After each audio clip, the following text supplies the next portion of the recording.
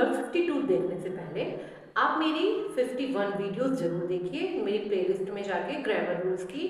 These videos are very important for the competitive level exams and आपको जरूर देखनी चाहिए for the error detection also. Now I start rule number 52। Rule number 52 हमारा based है pseudo subject के ऊपर। अब स्यूडो सब्जेक्ट होते क्या हैं?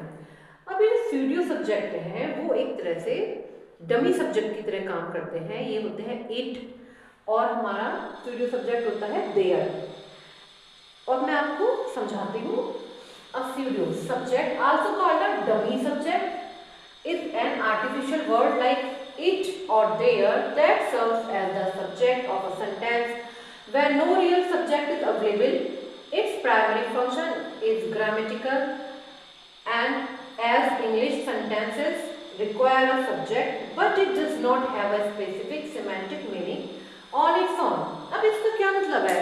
इसका मतलब है कि जो it और देयर हमारे एक डमी सब्जेक्ट की तरह काम करते हैं। That serve as a subject और sentence when no real subject is available. और ये तब वर्क करते हैं जबकि कोई रियल सब्जेक्ट नहीं दिया हुआ हो। ये सब्जेक्ट की तरह काम करते हैं बट इनका कोई पर्टिकुलर मीनिंग नहीं बैठता है सेंटेंस में। Its primary function is grammatical. ये एक तरह से सेंटेंस में ग्रामर की पूर्ति के लिए आते हैं। It does not have a specific semantic meaning. इनका कोई शाब्दिक अर्थ नहीं होता है। On its own these are used in sentences discussing weather time और जनरल सिचुएशन। ये जो सेंटेंस में अधिकतर वेदर टाइम और जनरल सिचुएशन के लिए को बताने के लिए यूज किए जाते हैं। For example it is a dummy subject. जो हमारा इट है वो भी एक डमी सब्जेक्ट है। For it is use for time weather and general statement. जो हम इट है वो हम वेदर के लिए यूज करते हैं, टाइम के लिए यूज करते हैं। For example it is raining, बारिश हो रही है। अब इसमें इट का कोई ऐसा मतलब नहीं आया, लेकिन ये सेंटेंस में ग्रामर की पूर्ति के लिए हमने इट लगाया है जो कि यहाँ पे एक डमी सब्जेक्ट की तरह काम कर रहा है। नंबर 2 इट इज 3 o'clock, 3 बजे हैं। इसमें भी इट हमारा डमी सब्जेक्ट की तरह काम कर रहा है जो सेंटेंस में हमारा its primary function is grammatical as English sentence require a subject। मतलब कि जैसे इंग्लिश सेंटेंस में एक सब्जेक्ट की रिक्वायर होती है, ये उसकी पूर्ति इसमें कर रहा है। आई थिंक ये आपको क्लियर हो गया होगा। Now some examples of there.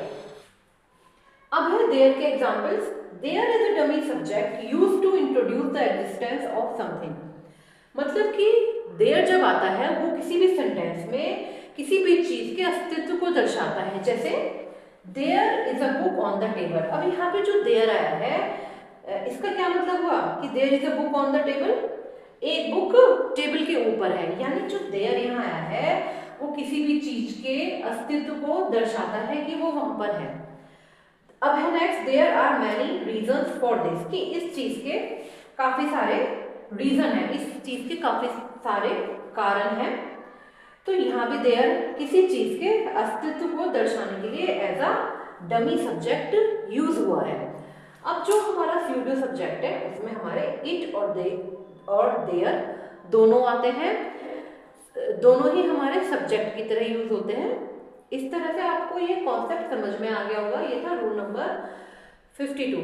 अब रूल नंबर 52 देखने से पहले आप 51 रूल्स जो ग्रामर के हैं वो जरूर देखिए। These rules are very important. और सबसे बड़ी इन रूल्स की खास बातें अलग अलग वीडियोस में बनाए हुए हैं, एक लंबी वीडियो में नहीं बनाए हैं, जिससे कि आपको ढूंढने में टाइम ना लगे।